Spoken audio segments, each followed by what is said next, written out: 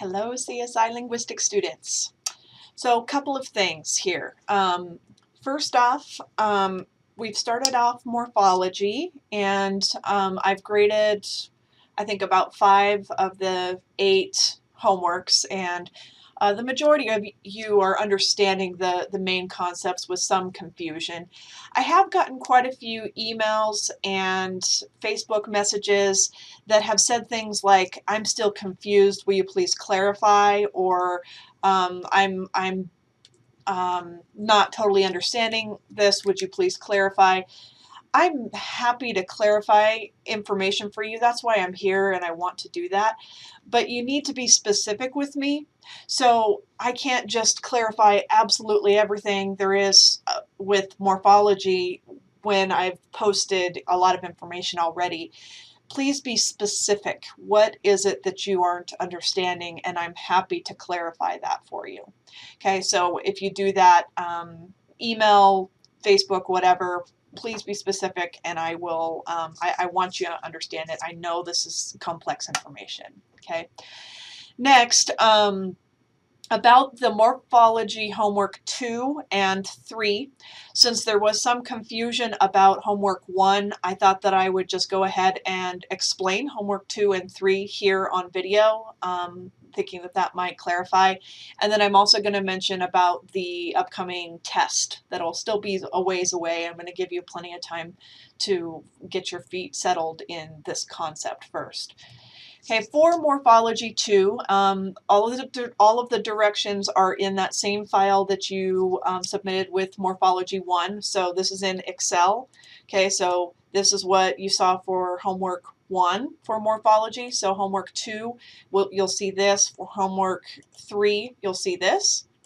So with Morphology Homework 2, instead of having you guys just memorize a whole bunch of lexicalized signs or loan signs, as we commonly know them, instead I wanted you to have the opportunity to do something a little creative and applicable. So what I want you to do is to split up into 2 groups, or if you want to do it as a full class, that's perfectly fine too. I don't really care how you split up. Okay, and what you need to do is create some kind of electronic version of a fingerspelling, a lexicalized fingerspelling chart.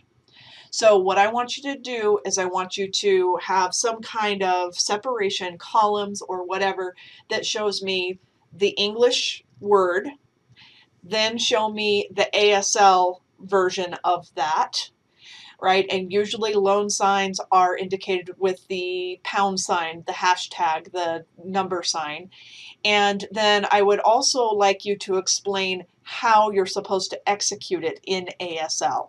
So I have as an example here the English word bank, and then I have written it in appropriate ASL terminology, the loan sign, right? BNK, because the A is excluded, right? And I know what I'm talking about because I have English, the English word there.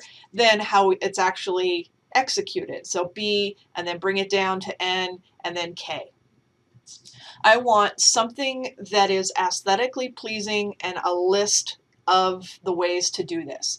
Now, what could potentially make this a little bit complicated is that I'm wanting you to do it electronically, since it's an electronic class. For my students here, I encouraged an electronic version, but I'm not requiring it because they can simply make me this big chart and give it to me, and obviously you guys can't. So there's different ways that you can do this, and I've laid it out here, okay? The best formats for you, once you have it all laid out, is for you to actually save it as a picture file or a PDF file, right? Otherwise, all this beautiful work that you might do and then send to me, it might look differently on my end than it does on your end, unless it's saved as JPEG, TIFF, PDF, ESP, something like that. So I have that written down here, okay? But here are the different options of how you can turn that in. Okay, if any of you have any sort of background in basic graphic design, or even you're just very familiar with the ways of Microsoft Word, Excel, that kind of thing, you can do a little bit of finagling, because I know that you're showing movement and that kind of thing, and that can get a little bit complicated. But try not to get too overwhelmed, because it's not that difficult. Okay, you can create a chart like in Microsoft Excel or Word or PowerPoint. So this example right here for bank, I created in Excel. So I actually have that right here. I just included it.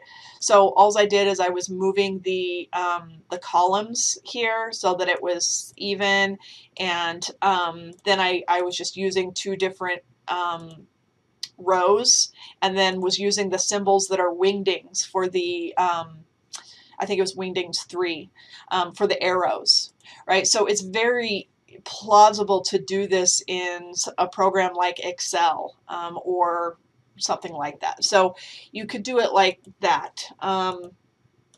Also, you can create something online. So if you have access to some kind of like web page, or even a Prezi thing or something like that that can show movement in that way, and you're very familiar with that, you're welcome to do that, and then send me the link to that.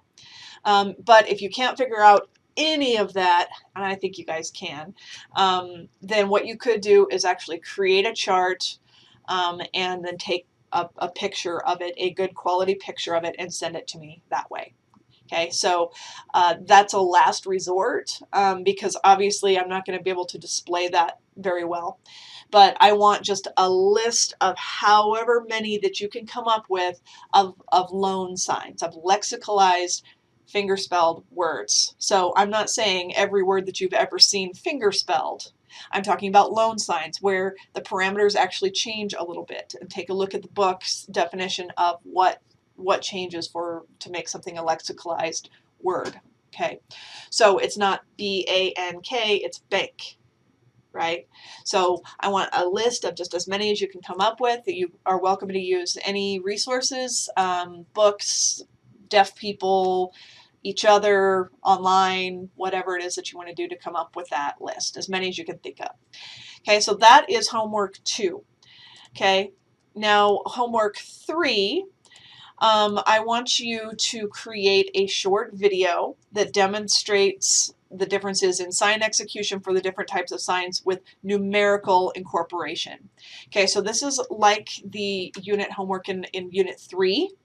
But I'm actually going to make it a little bit easier for you by making it video. Okay, then you don't have to explain things so much.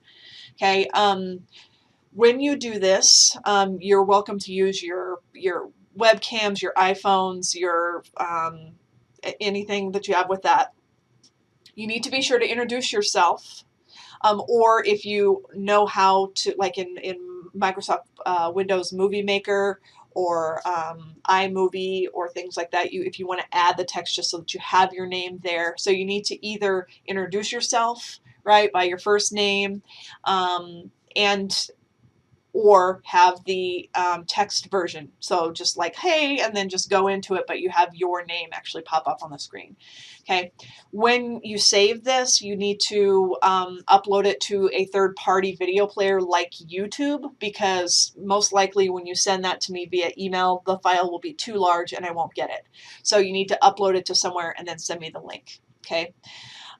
Then as you're going through, I want you to make it very clear what you're demonstrating. So when you go through the list in the book on page 85, I don't want you to just boom, boom, boom, boom. I want a person that doesn't have that list right in front of them to know what you're demonstrating. Okay, so that needs to be clear. When you set up this video, please do be cognizant of the lighting and video quality. So don't wear some bright shirt that I can't hardly make the difference out between your hands and your shirt, and backgrounds and things like that. So like I wouldn't use this as I would use this as an outfit maybe, but I wouldn't use this as a background for this video. So just set it up so that I can easily see you. And I know what it is that you're doing. Okay, there's really not very many portions to this. On page 85, it's just 1A through 1G. I do want you to do those examples. That's what I'm having you do, but please don't feel limited. You're welcome to add more as you see fit. So sure to do that. If you maybe learn something in your fingerspelling numbers class that you want to include, like how numerical incorporation, how you execute signs differently if you're doing a room number versus a phone number versus a year, you know, how that's executed a little bit differently. You're welcome to add that, but that's not required. Okay. Then for the second part of homework 3 in morphology, you need to watch the accompanying DVD and then just email me the answers to that. Okay.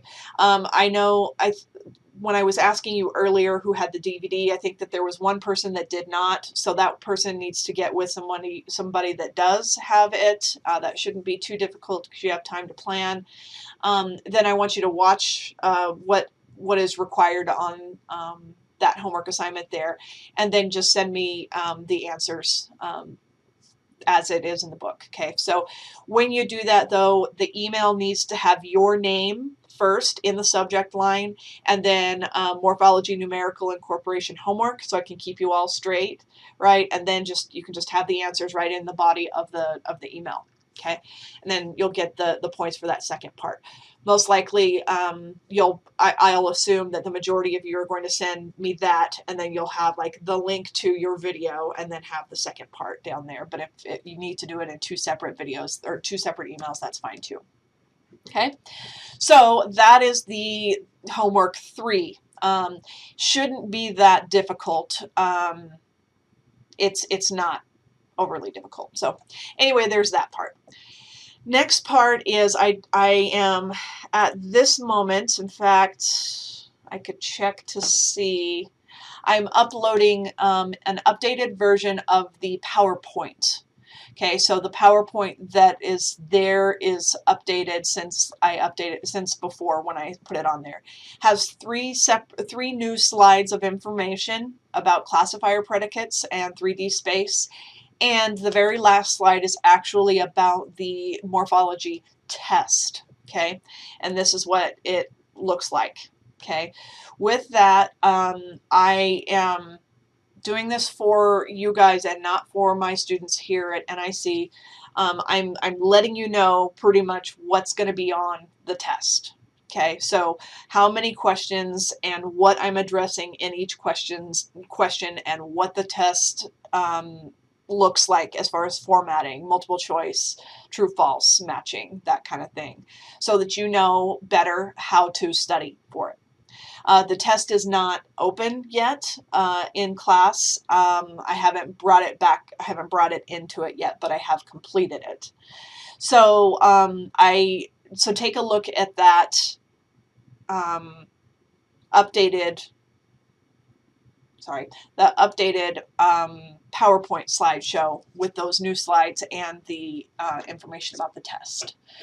Okay, so hopefully that clarifies the homework and also about asking me questions. Again, I know this is complex, difficult information, and I'm trying to give you as much as you need. My lectures here, they're not all of them, and it's just what I can do and that kind of thing. If you're not understanding something, please do ask, but be specific so that I can address that. You're also welcome to, we can set up a Skype time or FaceTime, something like that, if that would help. Or even set up a phone call through Dawnette like we did last time. We could do something like that too. So let me know, and keep on keeping on with your morphology study.